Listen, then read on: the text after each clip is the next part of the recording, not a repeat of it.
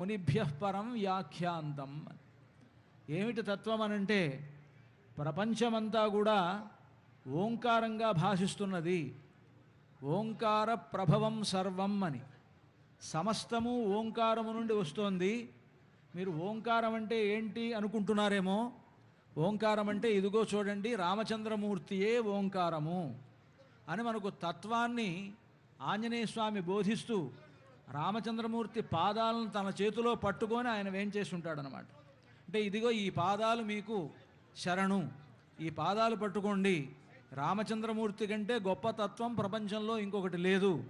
రామచంద్రమూర్తిని ఆశ్రయిస్తే మీకుండేటువంటి సంసార బాధలన్నీ తొలుగుతాయి అని సాక్షాత్తు ఆంజనేయ స్వామి మనందరికీ కూడా తత్వం బోధిస్తూ అక్కడ ఎదురుగా ఆయన వేంచేసి ఉంటాడు.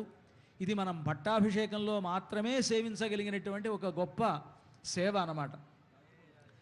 కనుక అలాంటి సీతాలక్ష్మణ సమేతుడై హనుమత్ సమేతుడై వేంచేసి ఉండి ఇక్కడ ఈనాడు రామచంద్రమూర్తి జగచ్చక్రవర్తిగా ఈనాడు పట్టాభిషిక్తుడు కాబోతూ ఉన్నాడు. ఆనాడు కంటే కూడా ఈనాడు ఉండేటువంటి భద్రాచల రాముడికి ఒక విశేషం.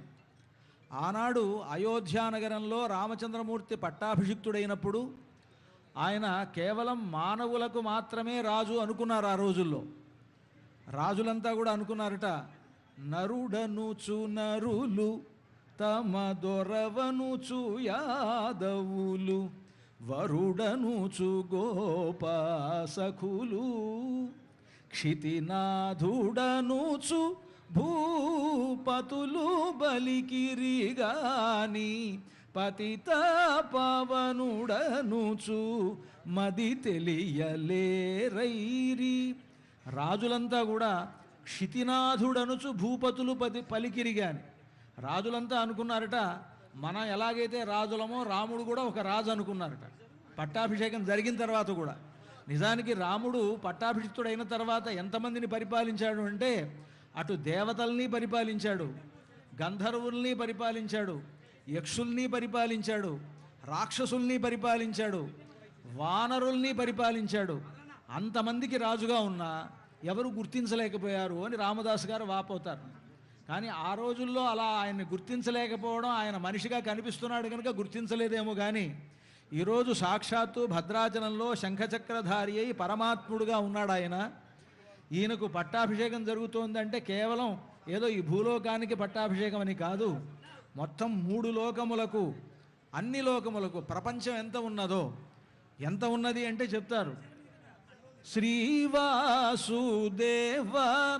అండకోట్లు కూక్షిని యూంసుకోలేదా,